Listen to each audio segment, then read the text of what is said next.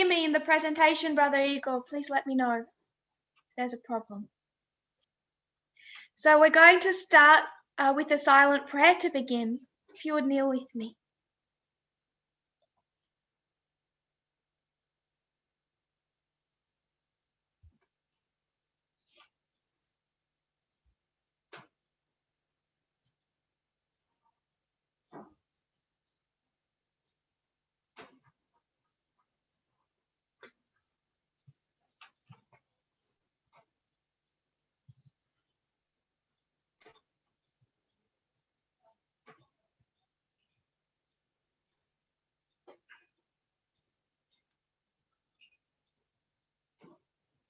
Amen.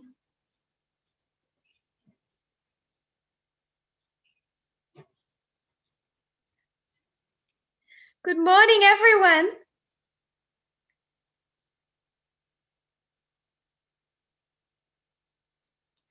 A special greeting to the Islands of the Sea Ministry.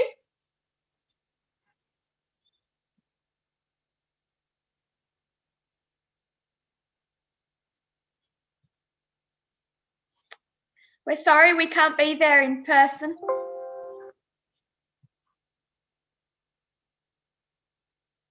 But we missed you all. I see you.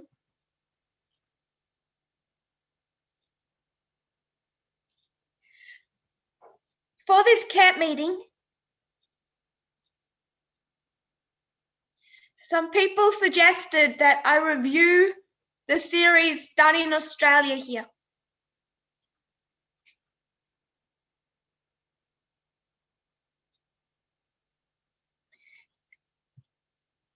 I've decided there's no time.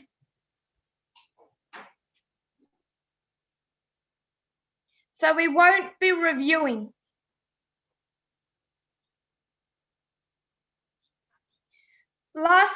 In the presentations last year,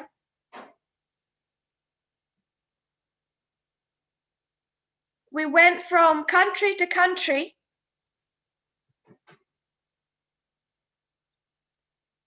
reviewing the same thing.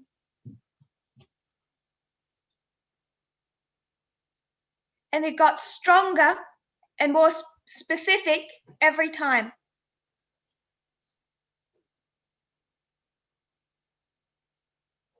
We don't have the opportunity to do that this year.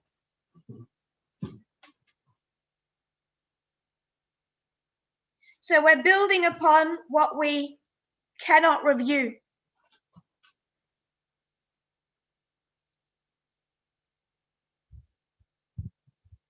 It becomes important to go back and watch those presentations.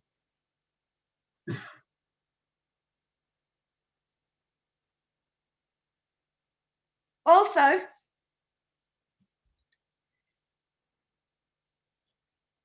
when you consider something like the history of Pyrrhus,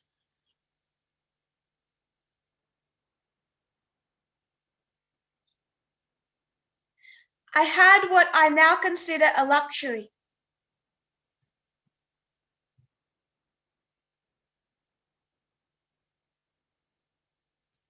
Not every day, not every week,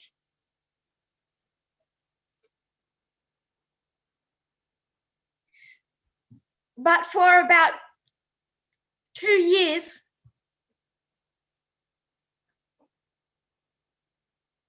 there was an opportunity to study what was a complex history.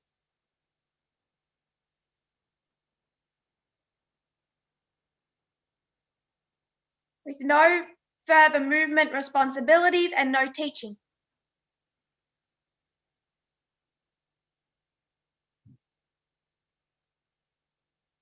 And it was 2 years of study before we made application.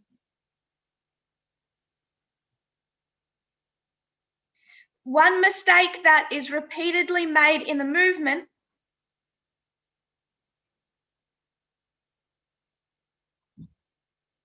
it happens much less now than it used to happen.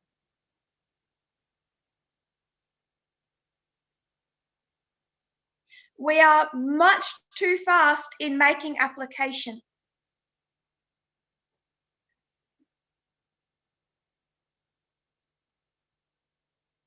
Much too fast.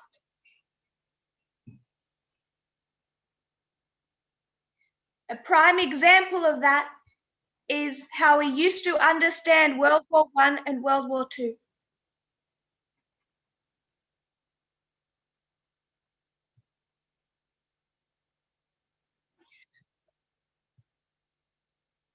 So what we are doing right now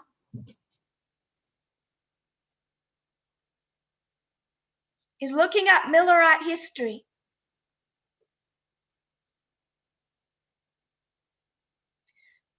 But in my presentations, I'm focusing on the external political history.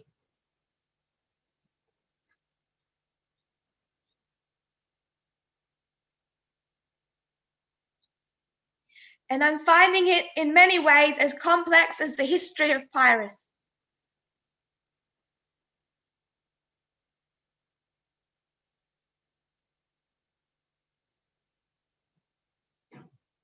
But we're doing that together.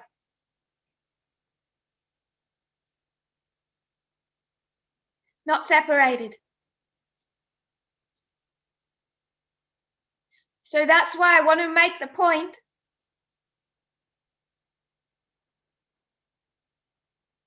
that we must be slow to make application,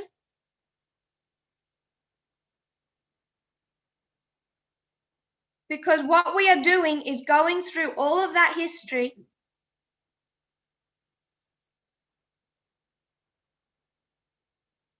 as if we were looking at the Diadochi Wars.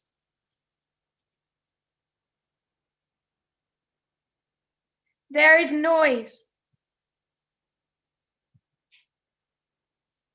complicated events. But instead of me studying that separate to you,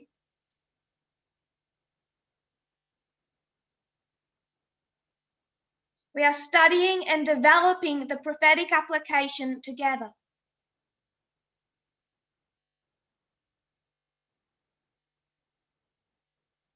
And we're looking at some of that noise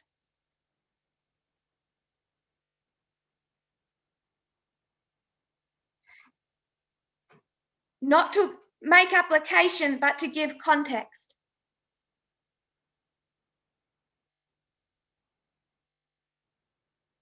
So what we will be doing in at least the first two presentations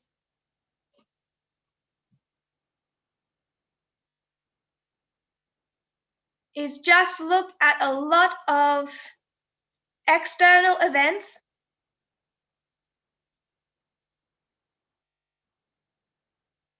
and what I hope people can see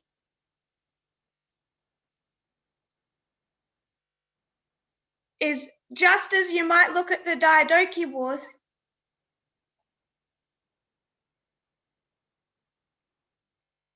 there is a prophetic application.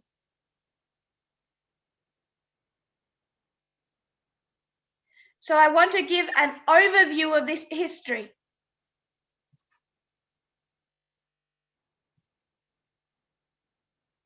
Now, obviously, I already have an agenda.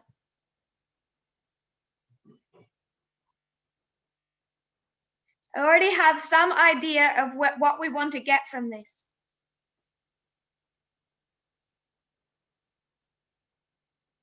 So I've already started to cut out noise.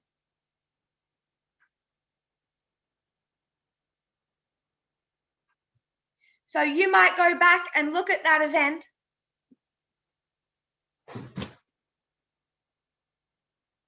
and you might say, people weren't fighting over slavery.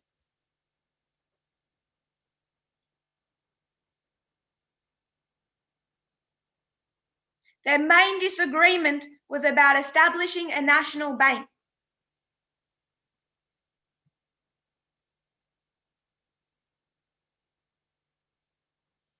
So I'm already cutting out noise.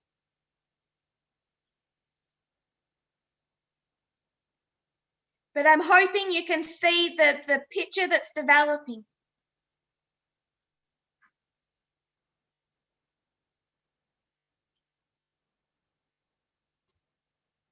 When Pyrrhus was first presented,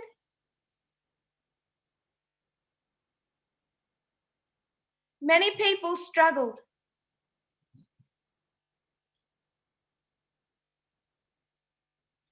They said, why are we looking at these worldly political events that aren't an inspiration?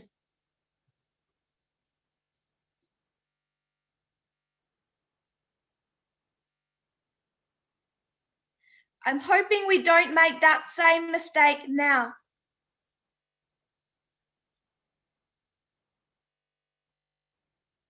And we can see that the political history of 1798 to 1863 is prophetic.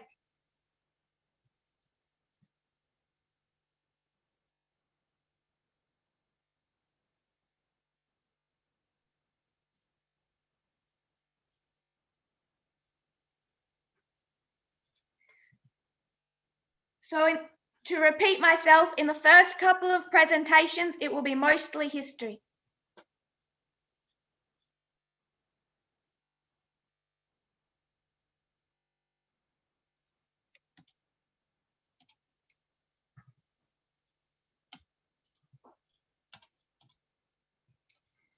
A few weeks ago, a brother asked a question.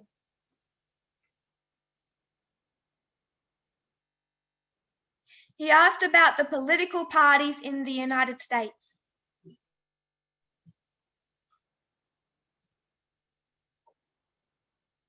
Specifically, the Whig Party.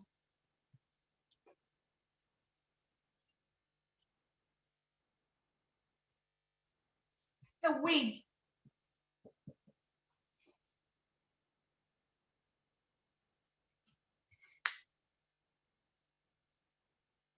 I just want to give a brief context.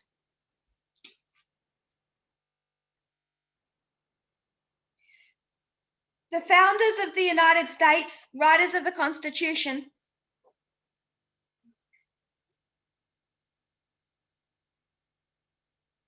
never intended for there to be political parties.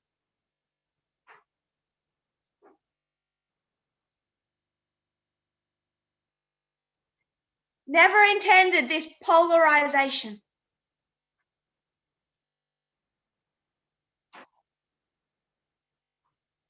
In fact, they feared that that was what would develop.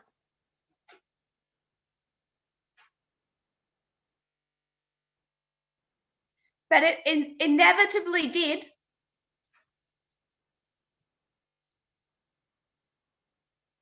Particularly in the 1790s.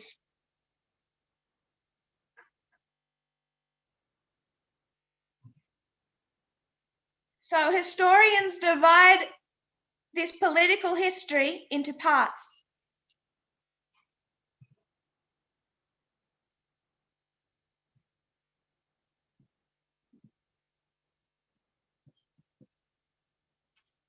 First party system.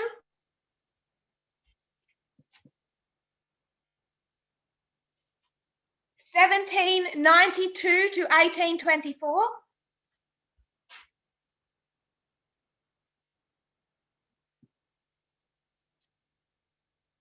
We won't discuss much the political parties in that history.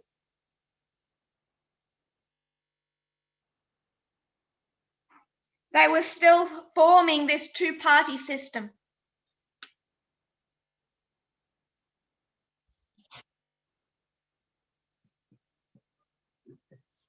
The second time period they cut out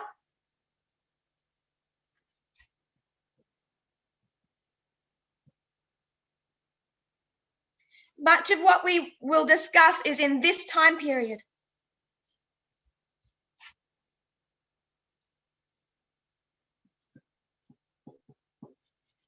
Which is 1828 to 1854.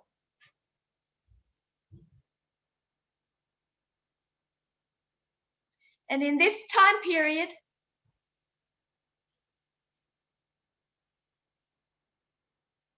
There's two primary political parties.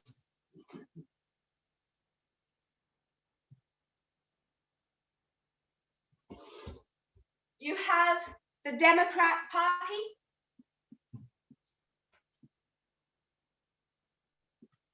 as opposed to the Whig Party.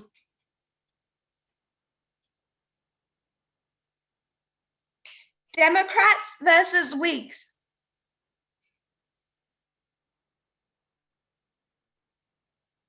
In the mid-1850s,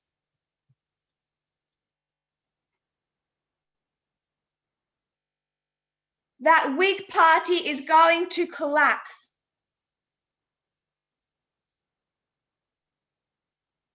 The subject of slavery was part of that collapse.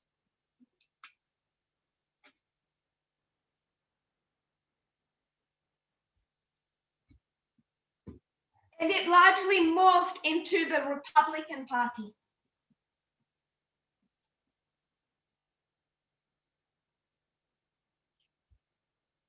Abraham Lincoln was the first Republican president.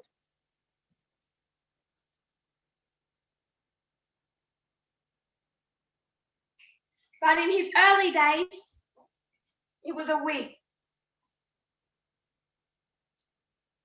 In 1840, he's traveling the United States fighting for the Whig candidate.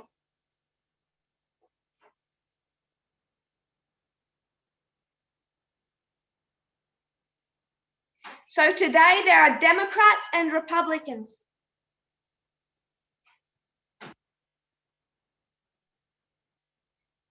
And to simplify, we would say Democrats, good guys, Republicans, bad guys.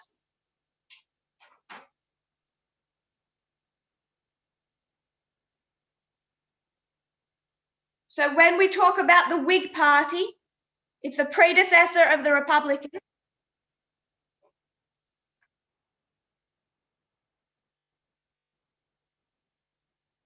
That's the first thing we need to keep in mind.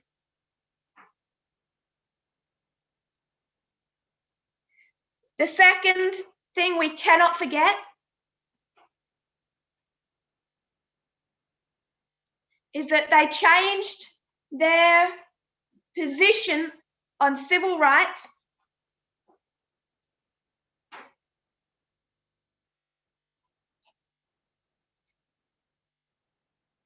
to be vague between the Civil War and today.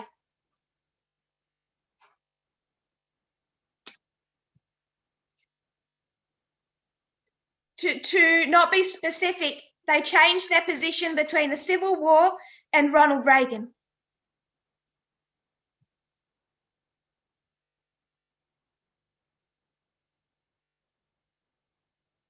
So when we go back to that history,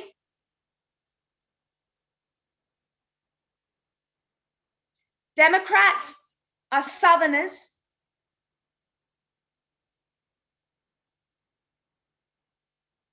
Not entirely, like today.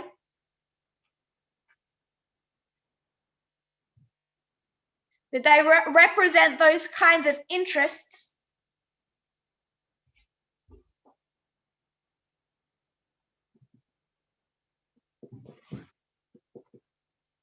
and the Whig, predecessor to the Republicans, represented Northern interests.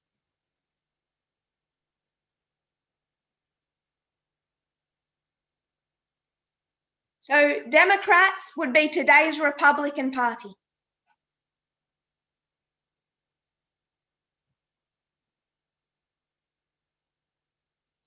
And when we're talking about this history, 28 to 54,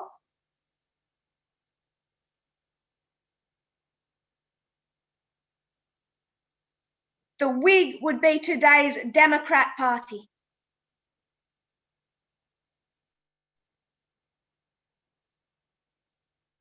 The Whig Party officially formed in 1833.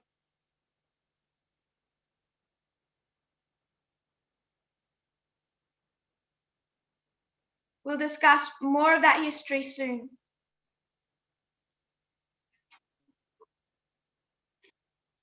So this third party system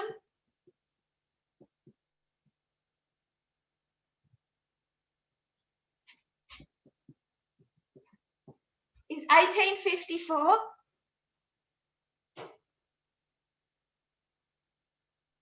into the 1890s.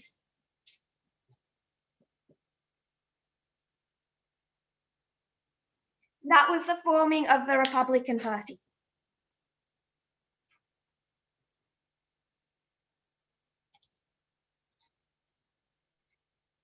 So the brother had asked about the Whig Party.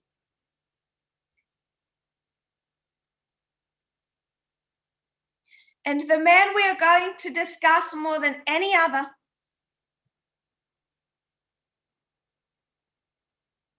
his name is on the board behind me.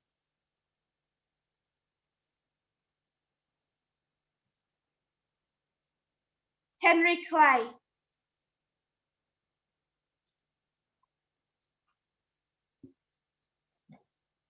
So we've given an overview of the forming of the two-party system.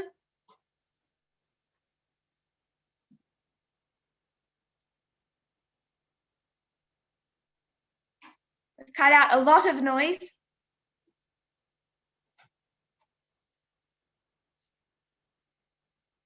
We're going to now briefly discuss the history prior to 1828.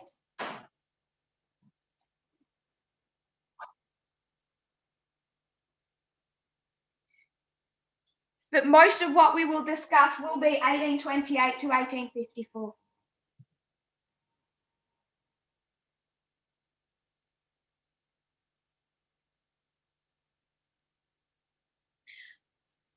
The structure behind me, those reform lines,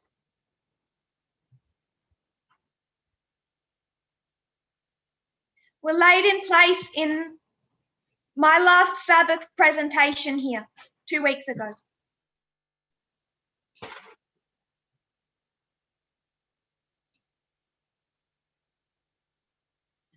We haven't reviewed that and reinforced it.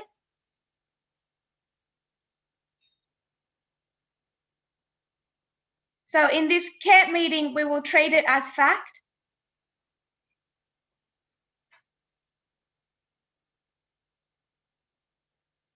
And then after this camp meeting, we will review that.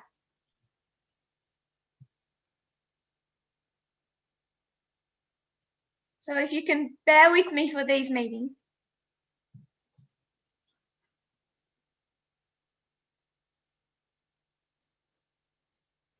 I want to begin looking at this history with the Constitution.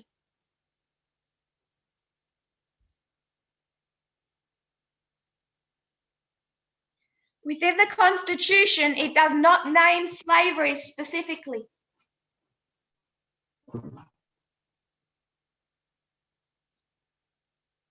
They avoid saying the word.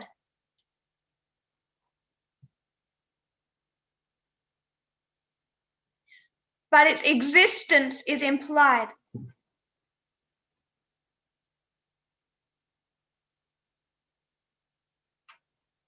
And without naming slavery, they managed to reinforce and regulate it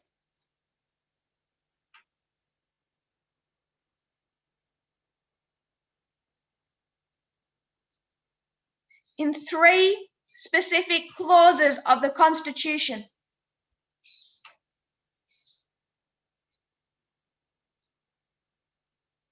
The first we should be well familiar with.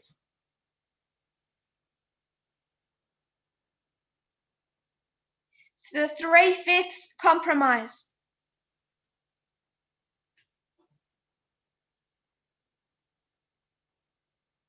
That's the clause that names a slave as 3/5 of a person.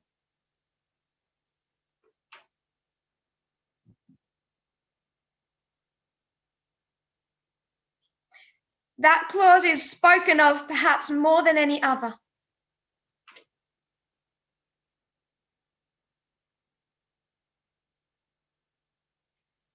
The second was about the importation of slaves.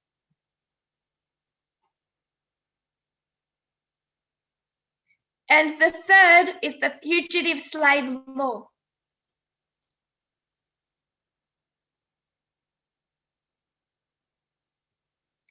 The presence of these clauses in the Constitution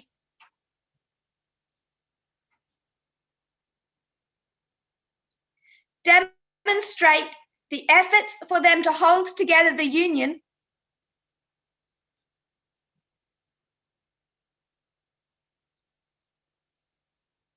perhaps through ambiguous wording,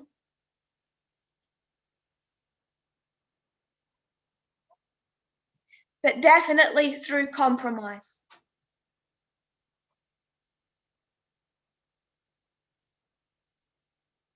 So there can be this idea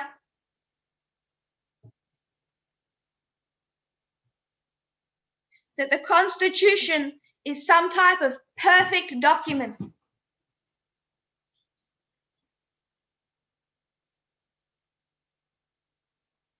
And I want to disagree with that idea.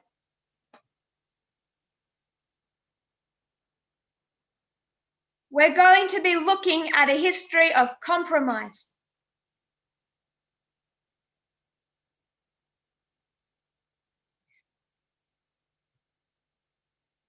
So I want to make the point at the beginning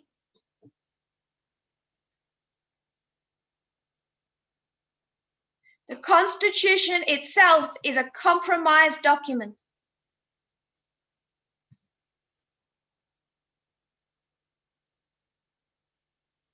Looking at that third clause, I'll be reading a quote.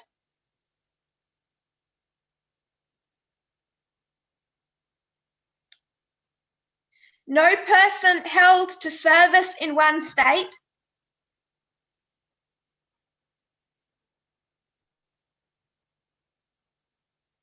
that's their ambiguous wording for a slave.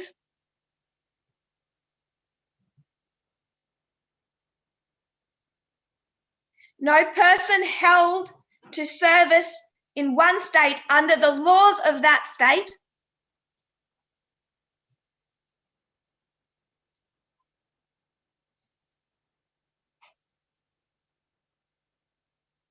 if they escape into another state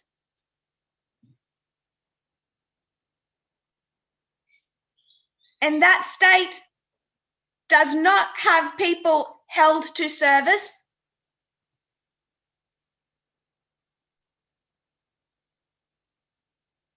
they cannot be discharged from such service or labour.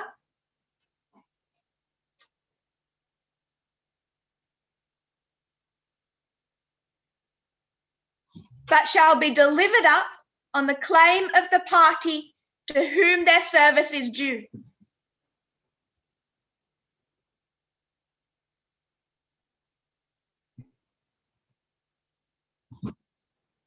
This is Article 4, Section 2 of the Constitution.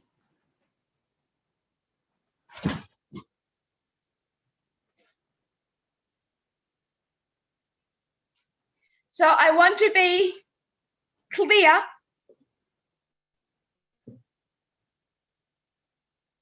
that the Constitution was a compromise document.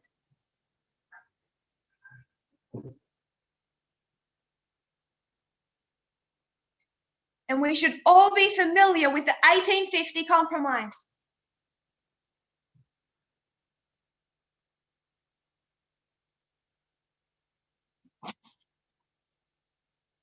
And what does that 1850 Compromise say?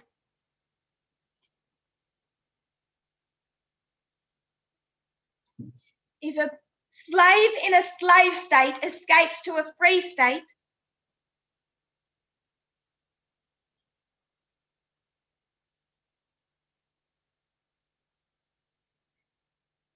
they do not become free, but that free state must send them back into slavery to their owner.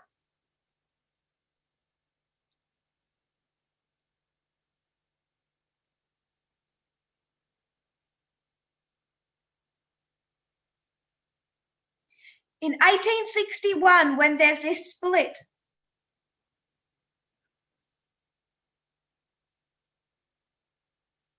the argument of the South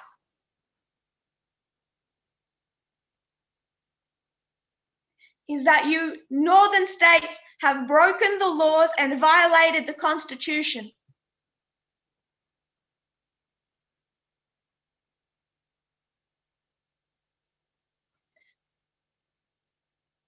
Who has the better arguments?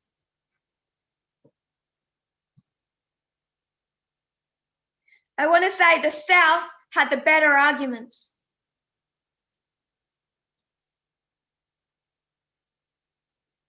What we contend to do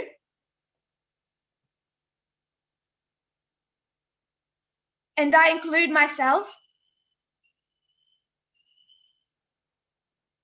is that when a conservative Republican today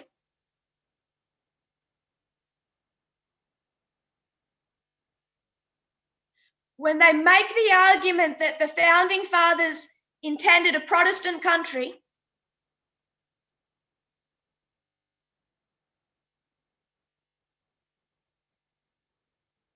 we go back to those founding fathers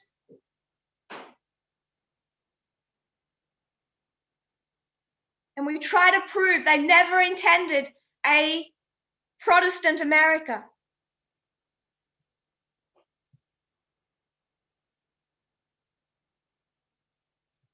We go back to the Constitution, we whitewash it,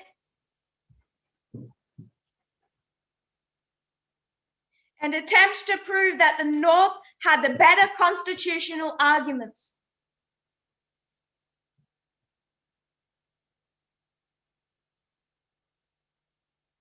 And I want to suggest we can do that incorrectly.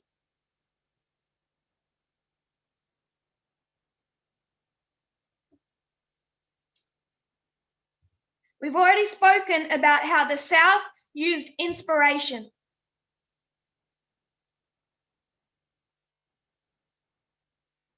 They had the better verses.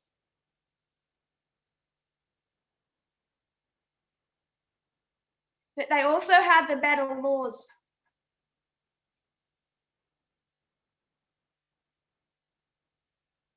I want to quote Barack Obama.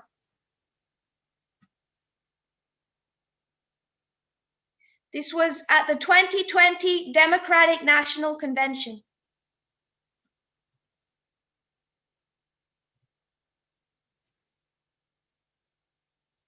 You can watch his full speech on YouTube.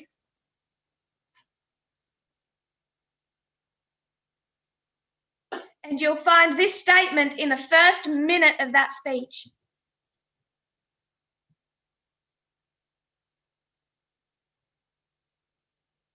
Quoting him.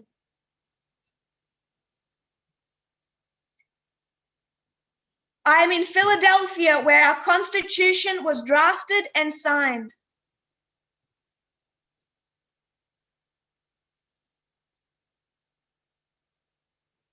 It was not a perfect document.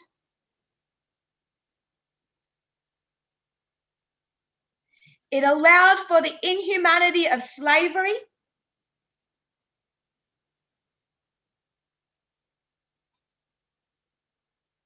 and failed to guarantee women and even men who didn't own property the right to participate.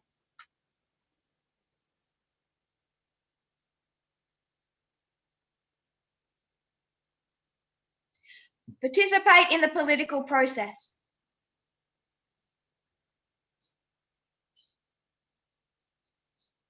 But embedded in this document was a North Star that would guide future generations.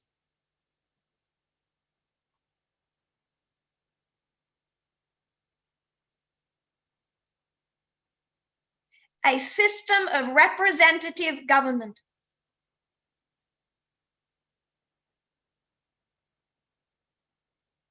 And he then speaks about the amendments made to that Constitution.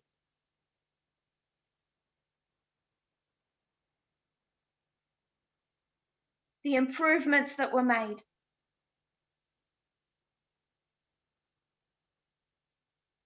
So the Constitution is not a perfect document.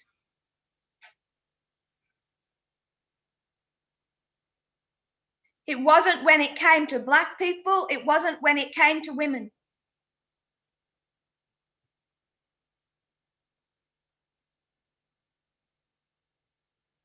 When we look at the phrase, all men are created equal,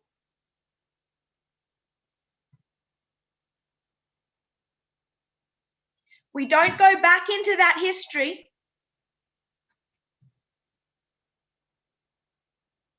and try to defend the founding fathers.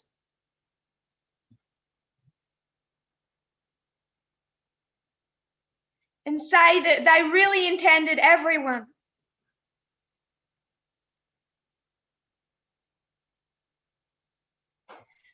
We know that they did not mean to include women and they did not mean to include Black people.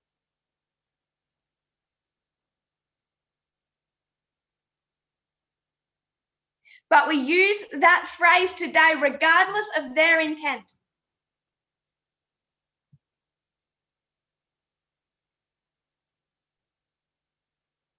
And what we essentially say is the following.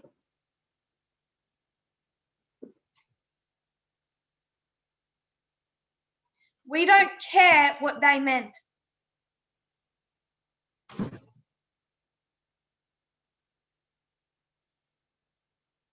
So when they separate church and state,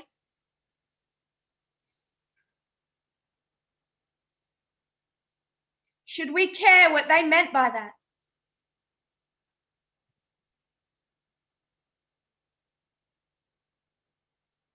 What they meant by a wall of separation.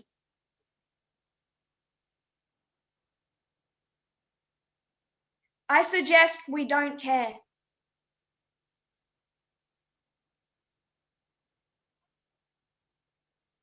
What Barack Obama alludes to in his speech, that regardless of the intents of the framers,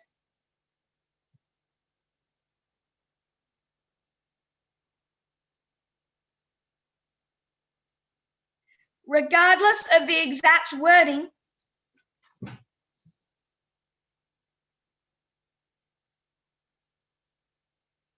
this was a document that was to grow and transform over time.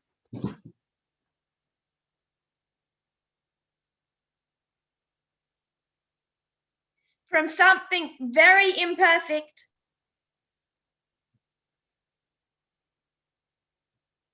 to something that more and more recognized and represented people's civil rights.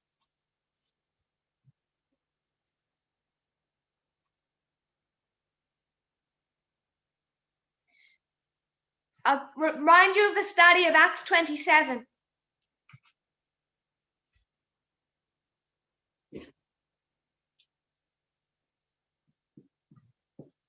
"1798.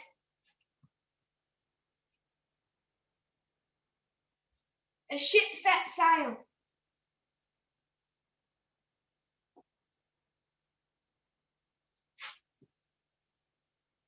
This ship is both the United States and Adventism.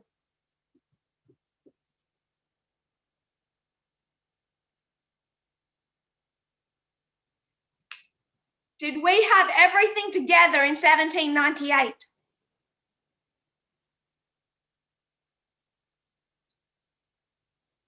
No. It was meant to grow and transform.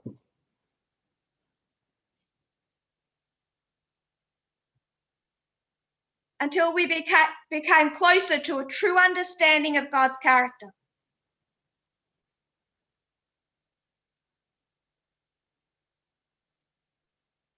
What Ellen White does refer to as the higher constitution.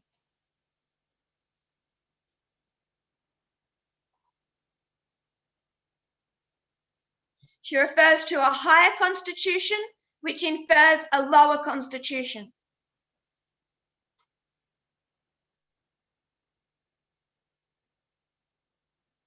And an Adventist's understanding of the higher constitution was to change.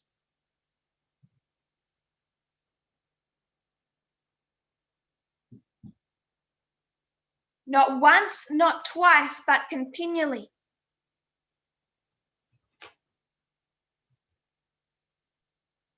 So it is with the United States.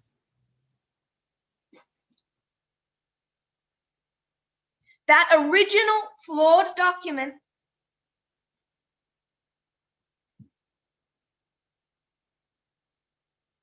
should never have stayed the way it was.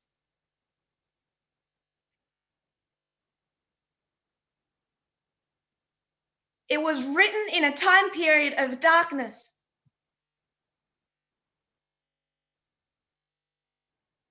And what the United States externally was supposed to do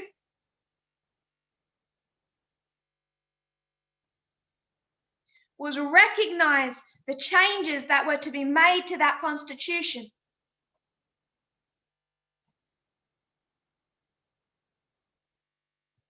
So in 1861, the strong argument of the South is the following.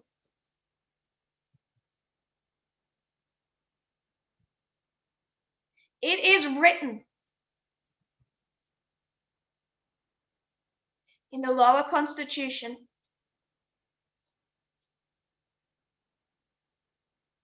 Fugitive Slave Act,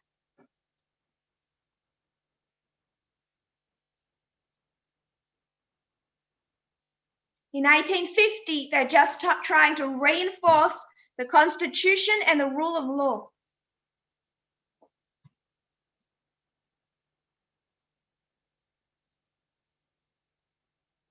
And if you want to use an it is written argument,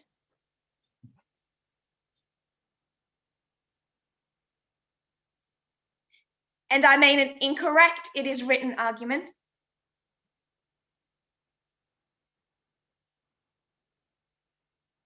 they have the better argument. What the North is saying is that we don't care.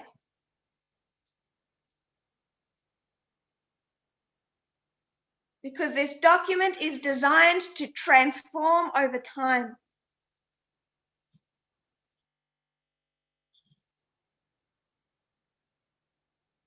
In a period of darkness, there was needed to be compromise.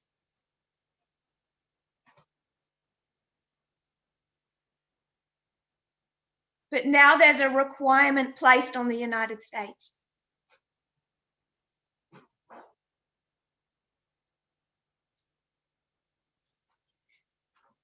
What Barack Obama refers to as a North Star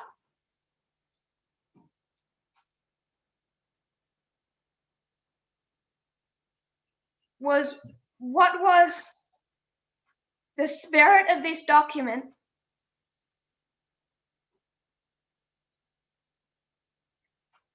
that could guide people for future generations.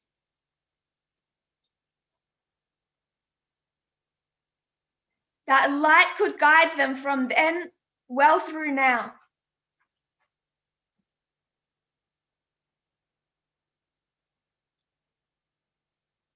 That North Star has in ways guided.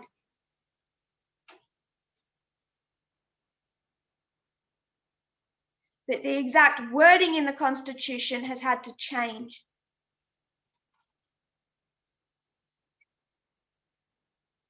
Through that process.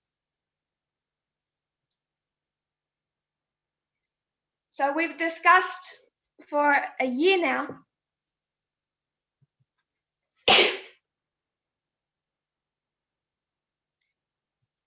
how the South used quotes of inspiration.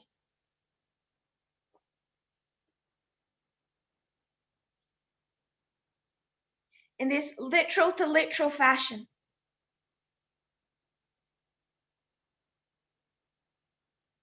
Without saying that modern Israel cannot do what ancient Israel performed.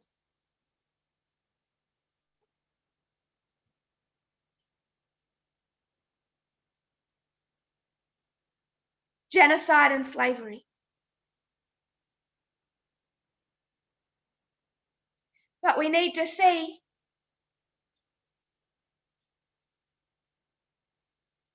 they did the same thing to the lower constitution as well.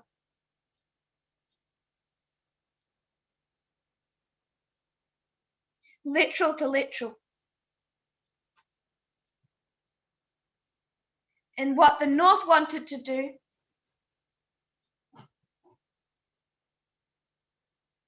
was to allow this to transform over time.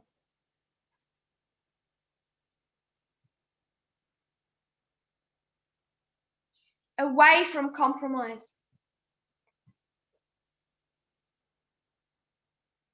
And it becomes the responsibility of the North to make that happen.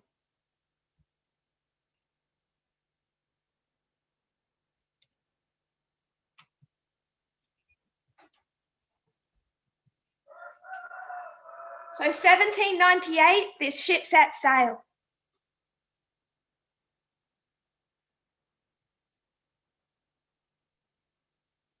And moving away from the subject of the Constitution,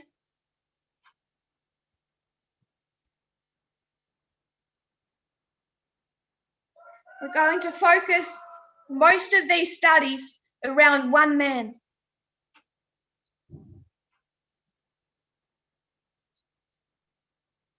Henry Clay.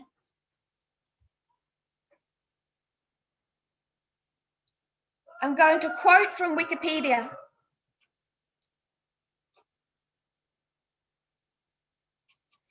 Clay is generally regarded as one of the most important political figures of his era.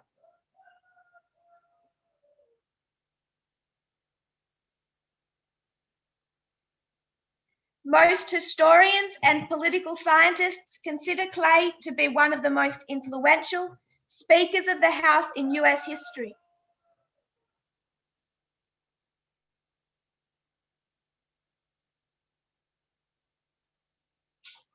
In 1957, a Senate committee selected Clay as one of the 5 greatest US senators, along with Daniel Webster, John C. Calhoun, Robert La Follette, and Robert A. Taft.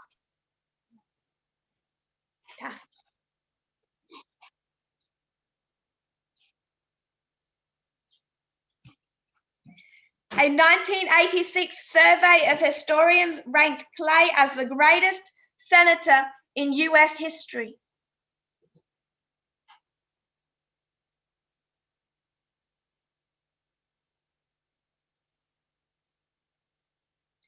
A 2006 survey of historians ranked Clay as the 31st most influential American of all time.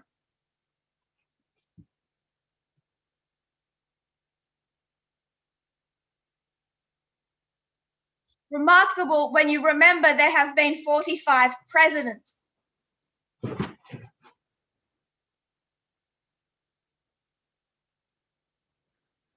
A 1998 poll of historians ranked Clay as the most qualified, unsuccessful, major party presidential nominee in US history.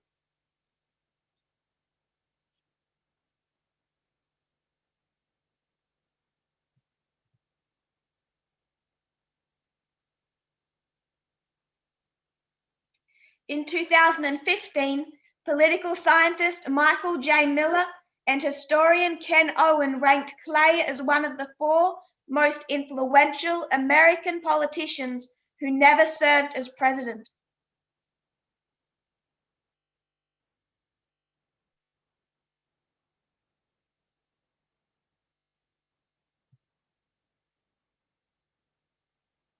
Alongside Alexander Hamilton, William Jennings Bryan, and John C. Calhoun.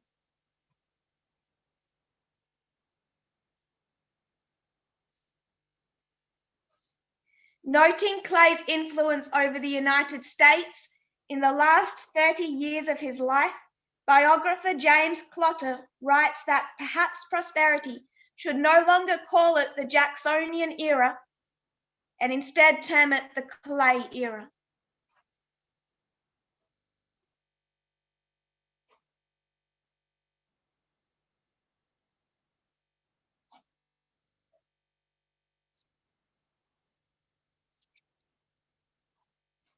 He died, I believe, in 1852.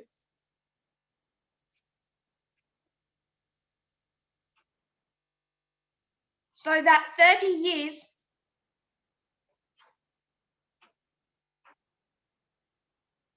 would be 1822 to 1852.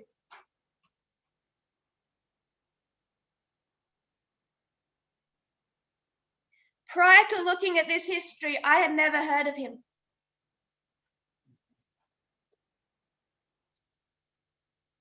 I know the name Alexander Hamilton.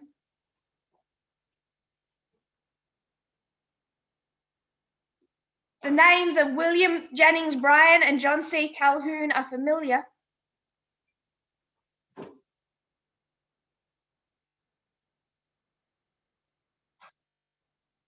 But I'd never heard of Henry Clay.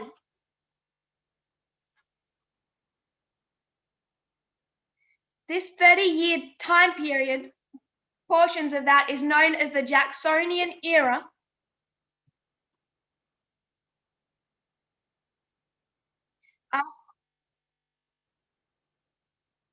After the president, Andrew Jackson, who was thought to define that era.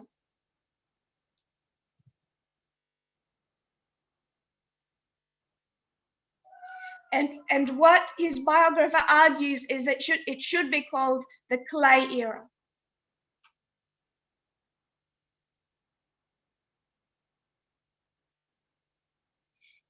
He was largely the founded the Whig Party in 1833.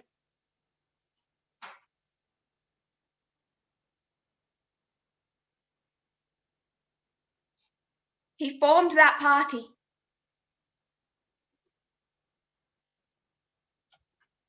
We're going to come to discuss Abraham Lincoln.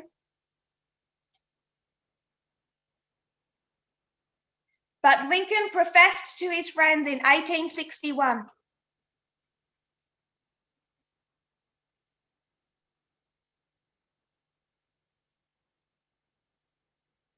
that he was an old-fashioned Whig.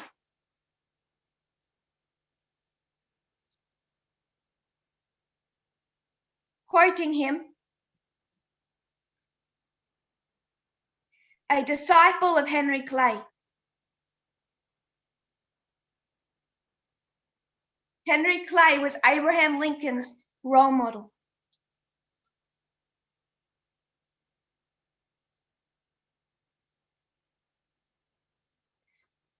Henry Clay gave his first political speech in 1798.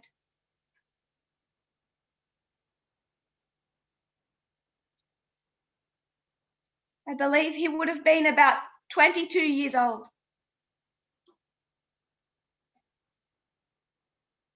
And he was fighting against the Alien and Sedition Acts.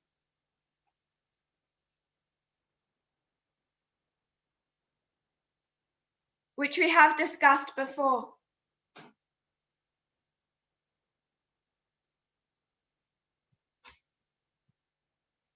July 24, 1798.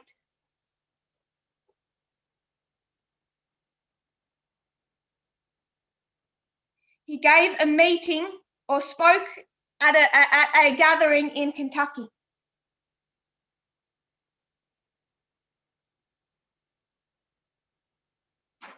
In front of about 1,000 participants.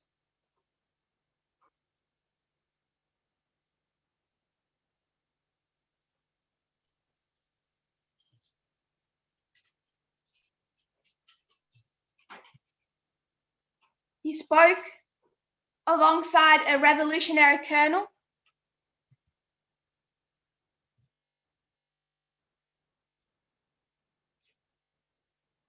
He was such a great orator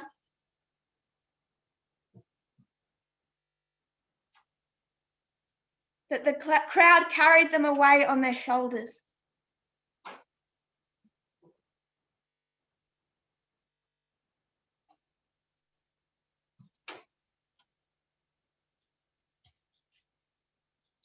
So first political speech in 1798.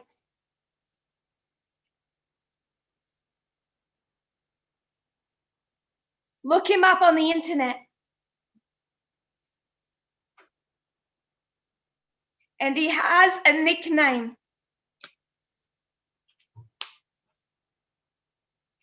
I'll erase this, but please don't forget the political structure that we've seen develop.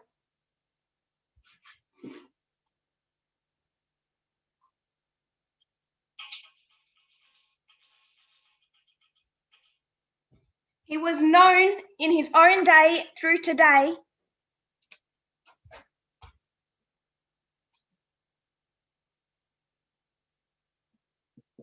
as the Great Compromiser.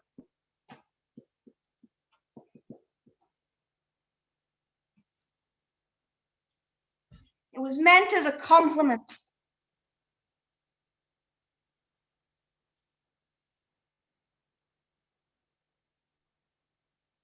His ability to hold that union together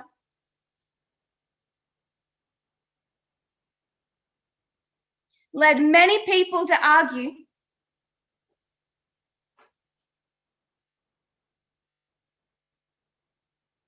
that if he had have been alive in 1861, there would have been no civil war.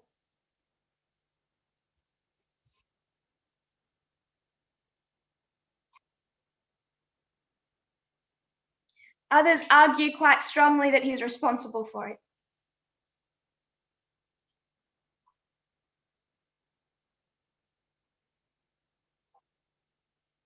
But his ability to compromise was considered to be the force that held the Union together.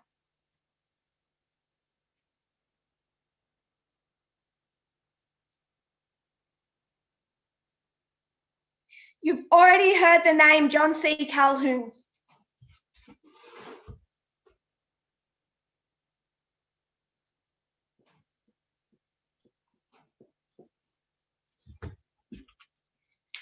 Not to be all poetic, but if you wanted to make an old Western movie,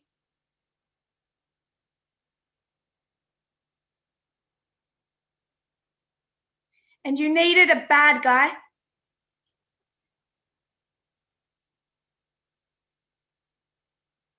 you would be hard-pressed to find one worse than John C. Calhoun.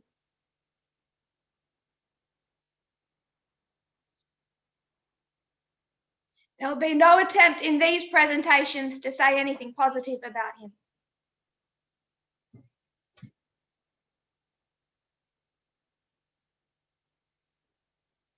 He was quite openly in defense of the South and slavery.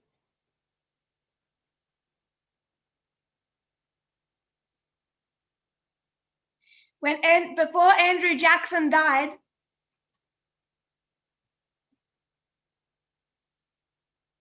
he made the following statement. He had one regret. He had not shot Henry Clay and he had not hanged John C. Calhoun.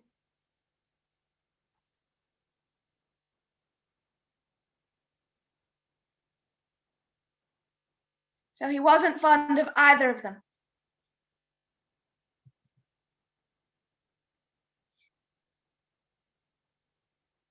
Because despite Andrew Jackson not being anti-slavery,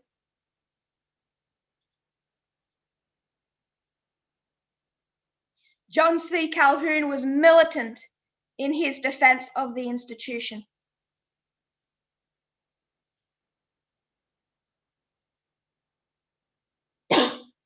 So Henry Clay is held responsible for three particular famous compromises.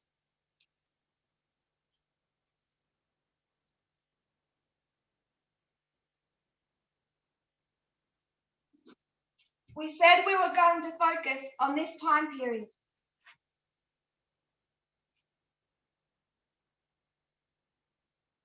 We're coming to that. First, we needed to discuss 1798.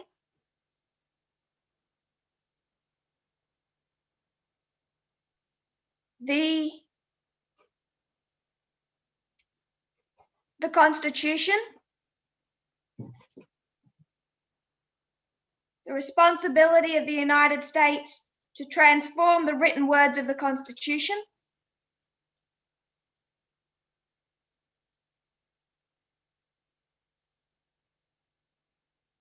and also introduce Henry Clay to politics.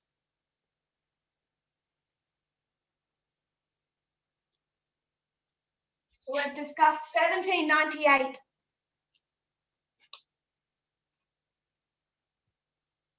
The first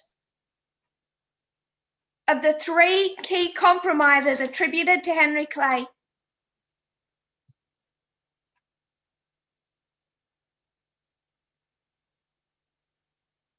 is the Missouri Compromise.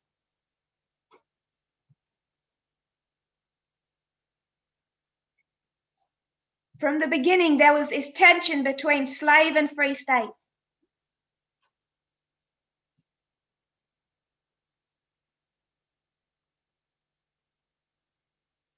And that became a particular issue when when territories wanted to become states.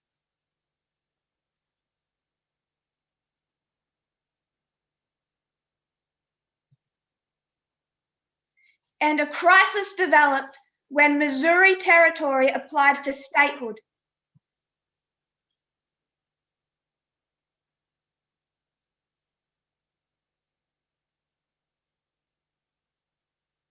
They applied for statehood in 1818.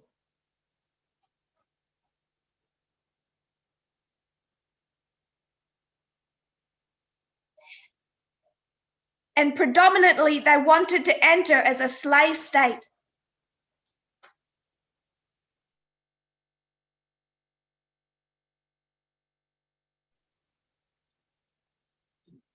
This became war in Congress. Because we're speaking generally, the Northerners did not want another slave state.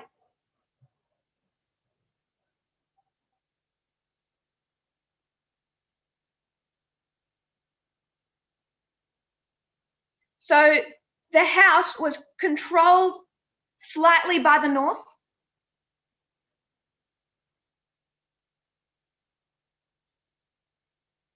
And they wrote a bill that would allow Missouri to become a state.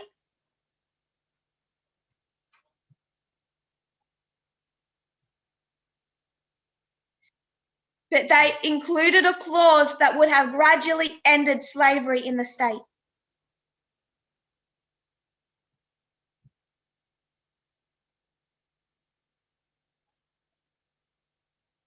That bill went from the House to the Senate.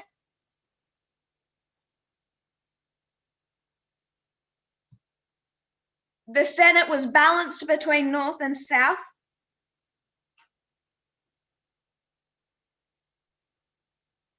But the South won in that argument and they stripped it of that clause.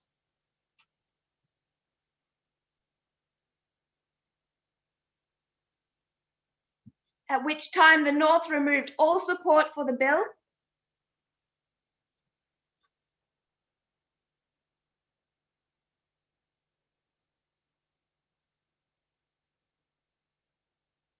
And it was deadlocked, stalemate.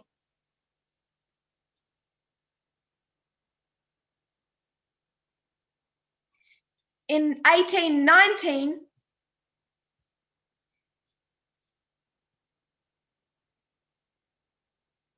Maine applied for statehood.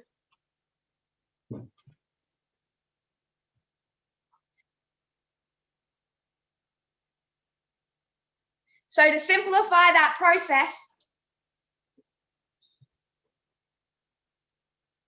Henry Clay led out in the following compromise.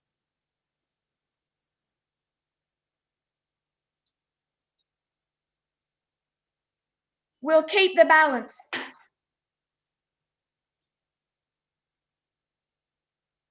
In 1820, it was ratified, realized.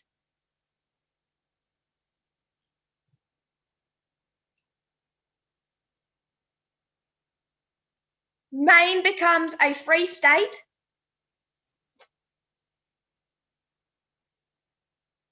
Missouri becomes a slave state.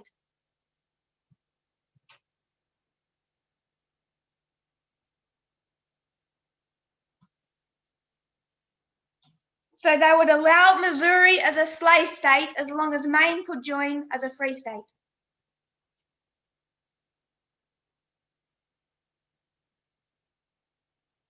And then they set the parallel 3630 as the dividing line between enslaved and free states.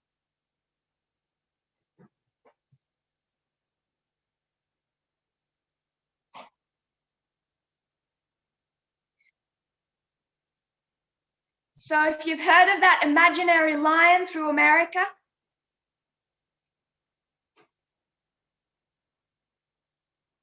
north of 3630 was to be free states, south of 3630 would be allowed to be slave states.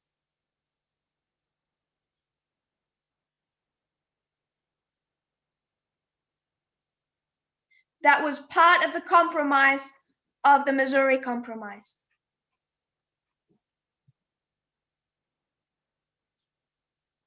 Clay led in that forming that compromise.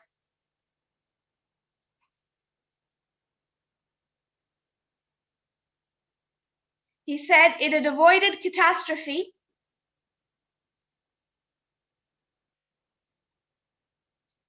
It earned me praise through the country.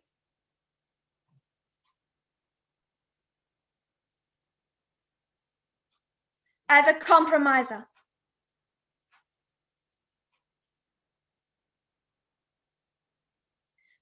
Of whom union is his motto, conciliation his maxim.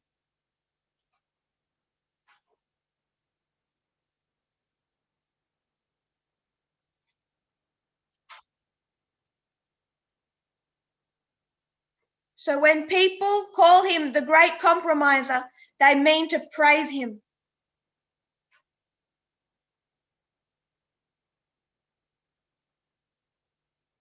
Because he was conciliatory to the South.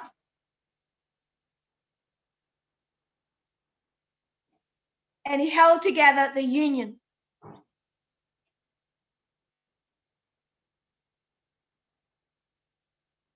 Others were aware of the danger.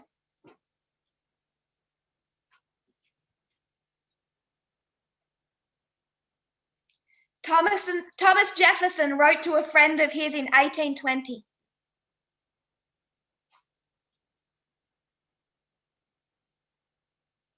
He said that the question over Missouri's admission to the Union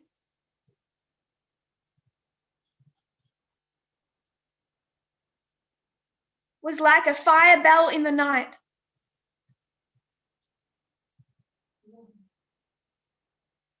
It was like a fire bell in the night.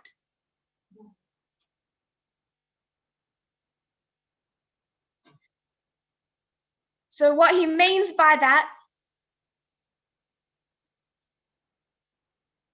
is that concept of you're fast asleep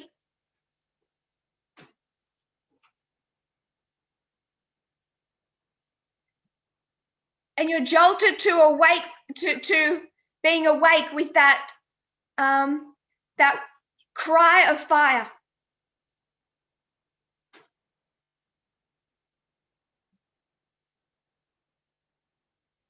He says, it awakened me and filled me with terror.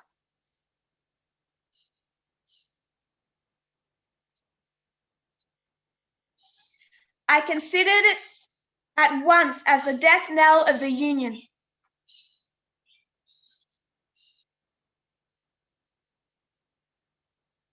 Now speaking of the compromise.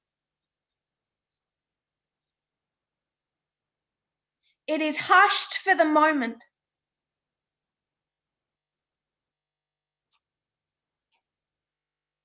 But this is just a reprieve.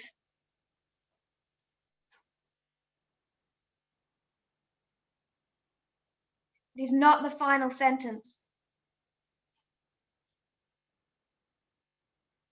So in 1820, Thomas Jefferson knows what has just happened.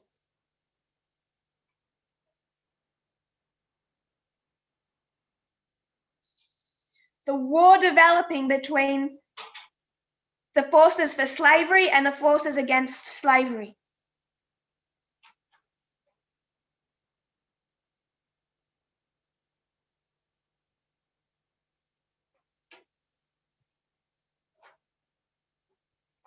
This Missouri Compromise, that 3630 parallel,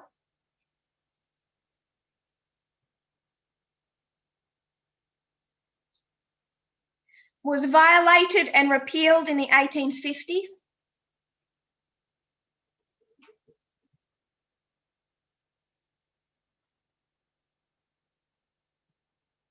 And led directly into the Civil War.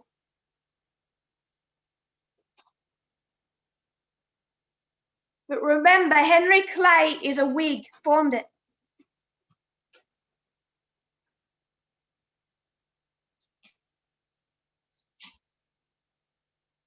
In 1833,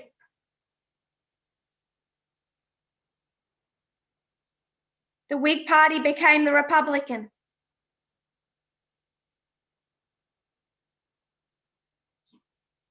It's moderate, centrist, anti-slavery.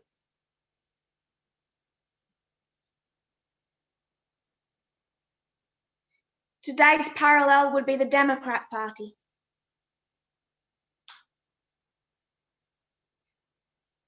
And he led in that compromise.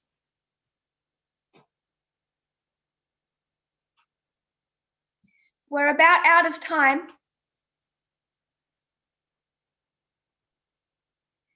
Henry Clay led in 3 key compromises.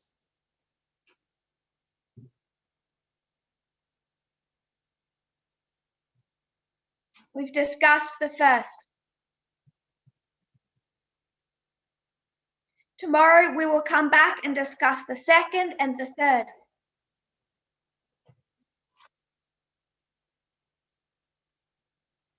So just to review, we are wading through a complicated history.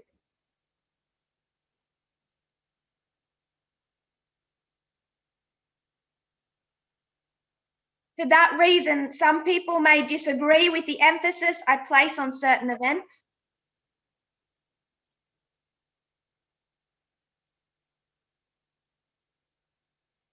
Just as some did with the Diadochi Wars.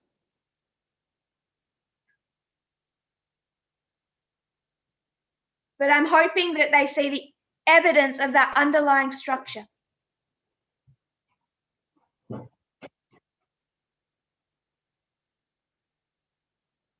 It's not my intent to make some type of date-for-date application.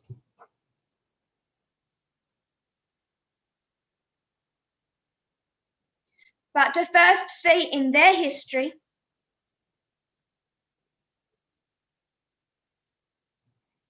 on their waymarks how their crisis developed,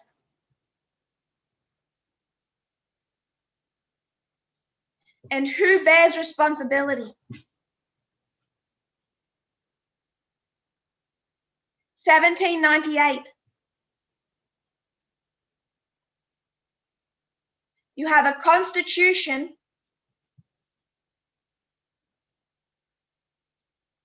that has a North Star. The concepts of it, if used correctly, could guide America forever.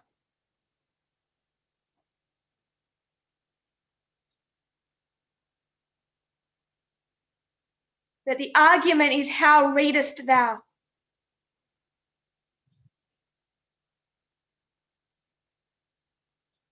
The South reads inspiration literal to literal.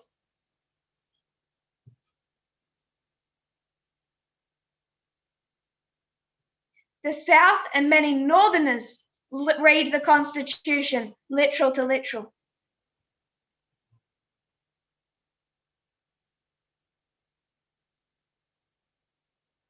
But it was a flawed document that was meant to transform over time.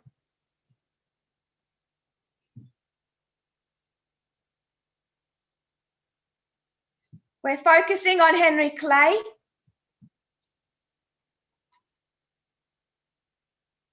He formed the Whig Party.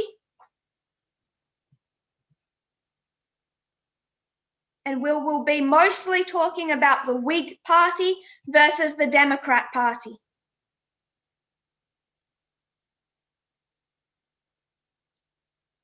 Today's Democrats, their Democrats would be today's Republicans.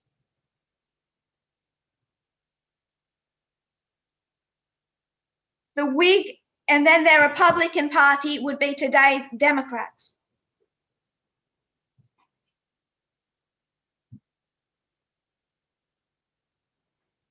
We discussed how historians today view Henry Clay.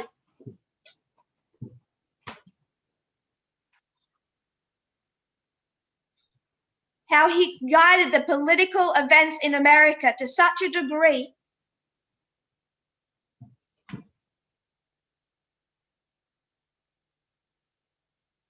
is seen as more impactful than about 15 US presidents in history.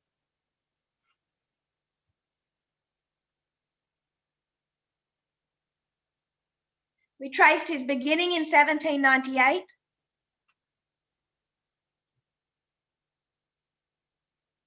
The first of three key compromises, beginning with the Missouri Compromise.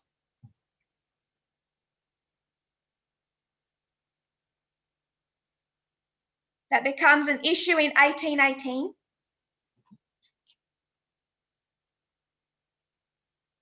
When we come back tomorrow, we'll discuss the second compromise he's responsible for.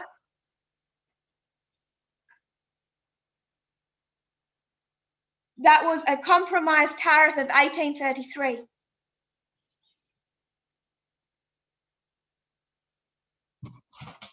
And I think many of us are already familiar with the fact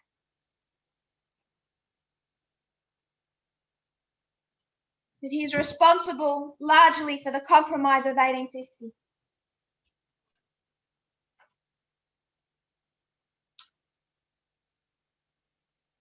And if you've watched the last few presentations in Portugal,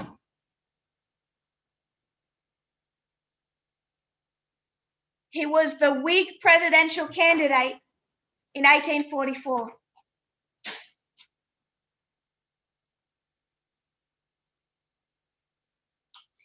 And the Whig Party gained their first president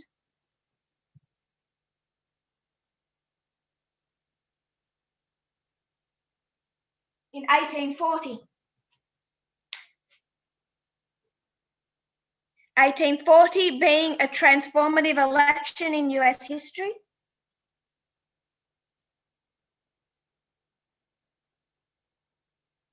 And especially the 1844 election.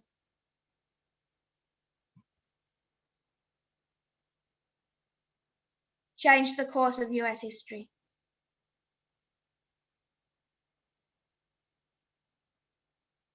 More than almost any other election.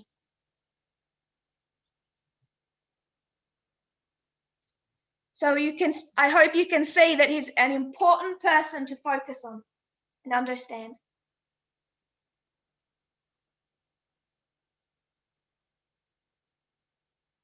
So I hope, while we see that we're dealing with historical events, historical political events,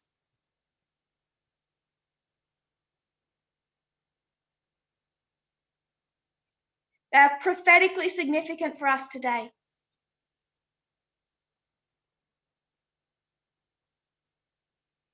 If you kneel with me, we'll close in prayer.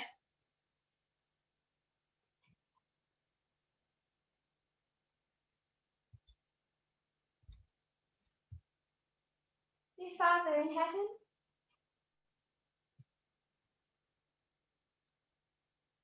thank you that we can meet from all over the world.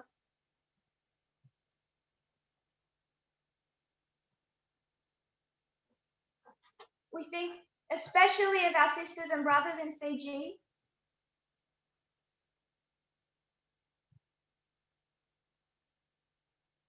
pray that you bless their camp meeting.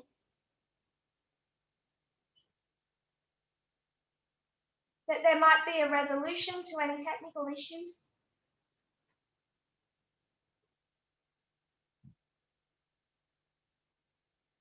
And as we enter spiritually into the upper room experience,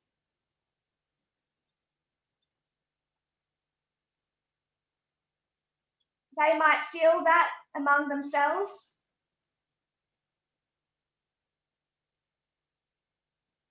And as much as possible, that we might join them.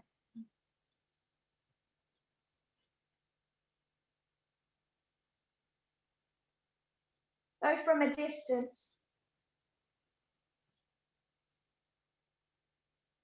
we might feel this unity in the message.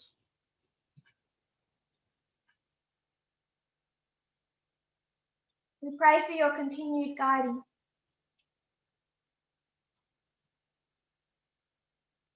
That you have already promised us.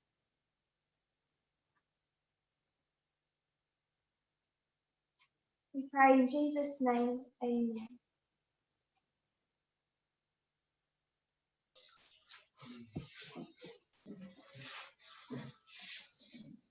Thank you, everyone. Thank you, Sister Tess, Elder Tess. Hello, sister. I have been notified that in the last hours, Ruth Bader Ginsburg has passed away.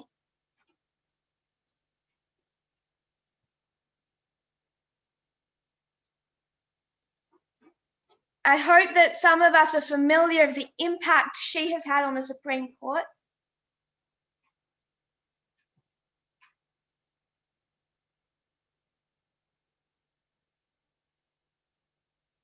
And how important her replacement will be.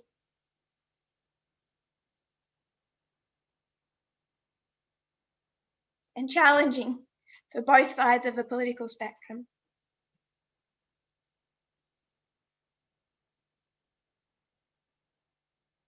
So beyond the politics,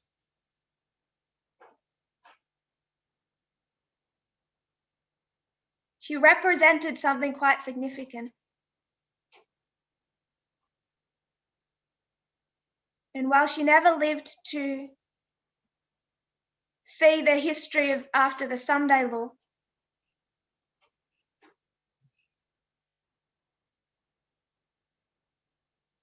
I certainly hope we might see her again.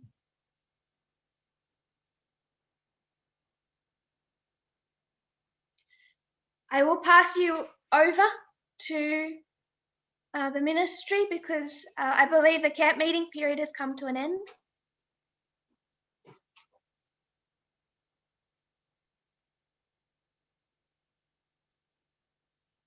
But it's still our Sabbath morning here, so we will be continuing.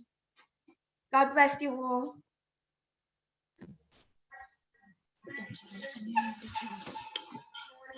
Thank you for our wonderful translators as well.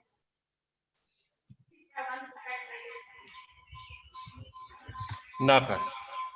I see your brother. Thank you. Yeah, it's good to see you at the test.